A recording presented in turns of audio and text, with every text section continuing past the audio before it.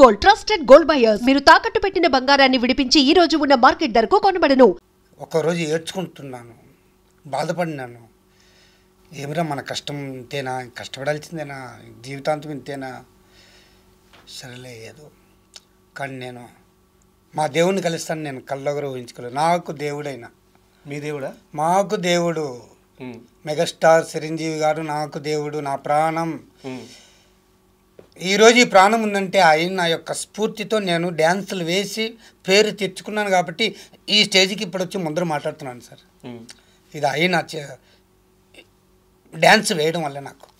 బాబాయ్ అంటే 54 ఏళ్ళ వయసు కాబట్టి మీకు నేను మాట్లాడే మాటలన్నీ అర్థమవుతాయి. ఎందుకంటే మీరు జీవితం మొత్తం చూసి వచ్చుంటారు. చాలామంది వ్యక్తి పూజ తప్పు అని చెప్పి చెప్తుంటారు. అంటే ఒక వ్యక్తిని పూజించడం తప్పు అని చెప్పి చెప్తూ ఉంటారు. అయితే ఒక వ్యక్తిని పూజించి ఒక వ్యక్తిని దేవుడిగా చూసి మీరు ఈరోజు ఈ స్థాయికి వచ్చారు. సో ఒక హీరోని అలా అభిమానించడం కరెక్ట్ అంటారా, తప్పు అంటారా? ఏ హీరోనైనా సార్ ఒక్కటి చెప్తాను వినండి. ఇండస్ట్రీలో పెద్ద పెద్ద హీరోలు ఉన్నారు, అందరూ ఉంటారు, లేదని లేదు. కానీ చిరంజీవి గారు కష్టపడి పైకి వచ్చారు. ఆయనకి ఏ సపోర్ట్ లేదు, ఎవరు ఆదరణ లేదు. ఆయన స్వయం కృషితో కష్టపడి పైకి వచ్చారు కాబట్టి ఆయన ఈరోజు నిలబడారు. ఆ కష్టం ఈరోజు మెగాస్టార్గా ఉన్నారు. ఇప్పుడు ఆ కష్టాన్ని చూసే సార్ నేను, ఆయనంటే ఇంకా ప్రాణం సార్ నాకు. ఓకే, ఇండస్ట్రీలో ఎవరు లేరు సార్ ఆయనలాగా. సార్ నాకు తెలిసిందో ఒకటే సార్, అయినే సార్ దేవుడు, నాకు దేవుడు అయినే సార్, పరమేశ్వరుడు, ఈశ్వరుడు అయినా. అండ్ ఇక్కడ నాకు డౌటు, మీరు చాలా సంవత్సరాల ముందు నుంచి కూడా గుడికి వెళ్తే, అంటే మీ భార్యగా చనిపోయారు కానీ బతుకున్నప్పుడైనా సరే భార్య బిడ్డల మీద పూజ చేయించేవారు. కానీ వెళ్ళిన ప్రతిసారి చిరంజీవి గారి పేరు మీద కూడా పూజ చేయించేవారట. సార్ నేను ఎవరికి చెప్పుకోండి సార్, నేను ఎవరికి చెప్పుకోలేదు. August 22 ఆయనకి బర్త్డే, చిరంజీవి గారికి బర్త్డే. ఆ రోజు ఏదో గుడికి వెళ్తున్నాం, ఆయన పేరు మీద అర్చన చేయించుకుంటున్నాం, దేవుణ్ణి ముక్కుంటున్నాం, ఆయన నిండు 100 ఏళ్ళు బాగుండాలి అట్టని నేను దేవుడిని కోరుకొని ఏదో నాకున్న శక్తికి ఒక 10 మందికో ఏదో ఒక 15 మందికో టిఫిన్ పార్సల్ కట్టుకొచ్చి అక్కడ ఉండే పేదవాళ్ళకి ఇస్తుంది సార్ గుడి ముందర. అంటే ఆర్థికంగా మీకే శక్తి చాలా తక్కువ. అంటే మీరు చేసే ఈ అభిమానం కానీ మీరు చూపించే అభిమానం కానీ ఆయన దాకా వెళ్ళదు. ఈరోజు ఇది జరగకుండా ఉండుంటే, మీరు అదే చిత్తూరులో ఉండుంటే ఆయనకి తెలియదు. అవును సార్. ఏ ఆలోచనతో మీరు అంత అభిమానం చూపించారు? సార్ భగవంతుడు, నేను ఆ రోజు అలాంటి చేశాను కాబట్టి దేవుడు ఈరోజు నాకు కరుణించాడు సార్. ఓకే, స్వార్థం లేదు. ఆ రోజు నేను భగవంతుని కోరుకున్న ఆయన, మా చిరంజీవి గారు చల్లగా ఉండాలి, ఆయన కష్టపడి పైకి వచ్చిన ఆయన చాలా ఆయన బాగుండాలి, ఆయన కుటుంబం బాగుండాలి అట్టని నేను ప్రతి సంవత్సరం ఎప్పుడు నేను గుడికి వెళ్ళేటప్పుడంతా నేను ఆయన గురించి నేను నేను ఆయన గురించి నేను తలుచుకుంటాను సార్. నేను అలాంటి ఏదో నాకు తోచింది నేను చేసుకుంటా వచ్చాను. కానీ నేను ఎవరికి చెప్పుకోలేదు, ఎవరికి చెప్పను. గుడికి వెళ్ళడమేమో చేయడమే, ఏదో ఇవ్వడం రావడం అంతవరకే. నేను ఈరోజు అనుకుంటున్నా అలాంటి ఏదో చేయడం వల్ల భగవంతుడు కరుణించాడు అనుకుంటున్నాను నేను. అంటే ఏ స్వార్థం లేకుండా మీరు ఒక ప్రయత్నం చేశారు, ఒక అభిమానం చూపించారు, అది ఇలా మీకు తిరిగి వచ్చింది. లేదు సార్, నాకు చాలా ప్రాణం సార్ అయినా. నాకు చెప్పడం గొప్ప కాదు, నా ప్రాణం ఆయనే. ఇంకా బాబాయ్ అంటే చిరంజీవి గారిని మీరు కలిసినప్పుడు ఆయన ఏం మాట్లాడారు, ఆ 2 గంటలు ఏం జరిగింది, ఈ డీటెయిల్స్లోకి వెళ్ళే ముందు నాకు ఒక చిన్న ప్రశ్న.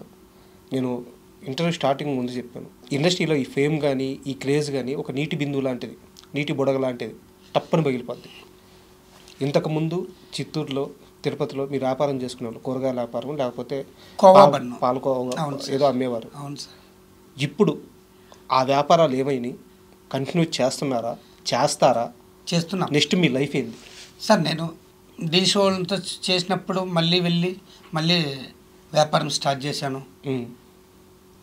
అభి మాస్టర్ గారు, నేను, సోమేష్ గారు పట్టిన ఫోటో ఒక డిజిటల్ బ్యానర్ వేయించి బండి కట్టికిచ్చి వ్యాపారం చేశాను.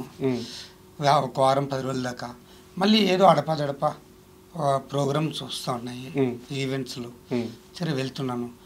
ఇప్పుడు అక్కడే నేను చేసిన బండి వ్యాపారం అంతా అక్కడే ఉంది. బిజినెస్ చేయాలి సార్, అది నా వృత్తి.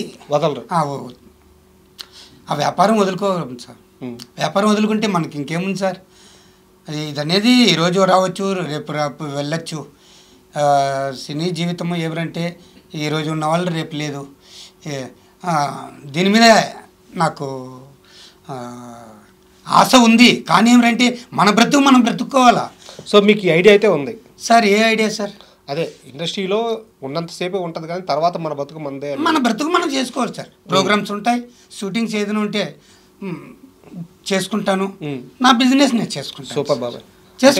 ఎందుకు ఈ ప్రశ్న అడిగానంటే, చెప్పండి సార్. ఒక్కో సీజన్లో ఇలాగే ఇప్పుడు మీరు ఎలా అయితే మీ టాలెంట్ ఎలా అయితే బయటకు వచ్చిందో, ఒక్కో సీజన్లో కొంతమంది ఇలా బయటకు వస్తున్నారు. అయితే వాళ్ళు ఈ ఫేమ్ని నమ్ముకొని వాళ్ళ జీవితాలను పక్కన పెట్టేసి ఇదే ప్రపంచం అనుకొని వచ్చేసి 3 నెలలకి 4 నెలలకి మళ్ళీ జీరోకి వెళ్ళిపోతున్నారు. అది పొరపాటు సార్. మన బ్రతుకు మనం చేసే వృత్తి దాన్ని చేయాలి. అది చేస్తేనే మనకి ఇక్కడ ఎదగొచ్చు. అవకాశం ఉంటే దేవుడి వెళ్ళకపోవడం. మళ్ళీ బిజినెస్ స్టార్ట్ చేసాం.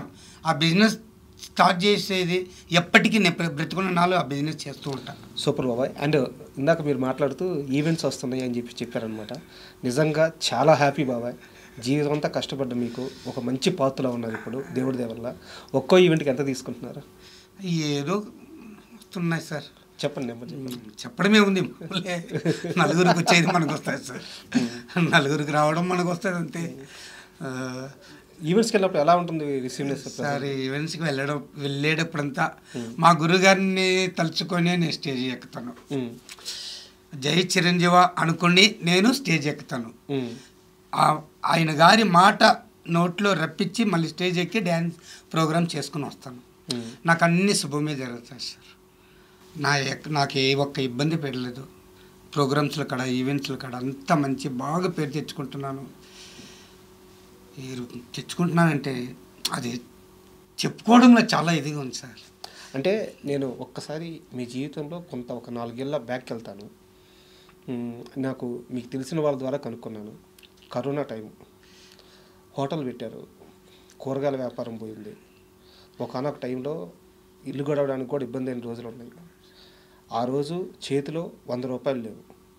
ఈరోజు ఒక ఈవెంట్కి వెళ్తే కొన్ని వేల రూపాయలు చేతిలోకి వస్తున్నాయి. ఇదంతా ఎవరి వల్ల? మా ముఠా మేస్త్రి వల్ల సార్. సార్ తిరుపతిలో నేను పార్క్లో ఈ పేటకి నేను మేస్త్రి, ముఠా మేస్త్రి. ఆ సాంగ్స్ వేయడం, అది పబ్లిసిటీ అవ్వడం ఇంత దాకా రప్పించింది సార్. బాబాయ్, మీరు ఒక ఇంటర్వ్యూలో మాట్లాడుతూ నేను లైఫ్లో చాలా కష్టాలు పడుతున్నప్పుడు నా బంధువులు ఎవరు నన్ను పట్టించుకోలేదు, ఏంది వీడు ఇలా అయిపోతున్నాడు అని చెప్పి ఎవరు అడగలేదు అని చెప్పారు. ఈరోజు మీరు ఈ స్థాయిలో ఉన్నప్పుడు మీ బంధువుల రియాక్షన్ ఏంది? అందరూ బాగా సంతోషపడుతున్నారు, బాగానే ఉన్నారు. కానీ నేను ఎవరితో ఎక్కువగా మాట్లాడటంలే. నా పని ఏమో, నేనేమో, నా బిడ్డలేమో. నా బిడ్డల్ని చూసుకోవడం, నా పని చూసుకోవడం అంతే సార్. నేను ఎవరితో ఎక్కువగా మాట్లాడటం లేదు. ఆ రోజు మీ వెనక చేరి మాట్లాడిన వాళ్ళందరూ ఇప్పుడు వచ్చి చప్పట్లు కొడుతుంటే ఏమనిపిస్తుంది? సంతోషంగా ఉంది సార్.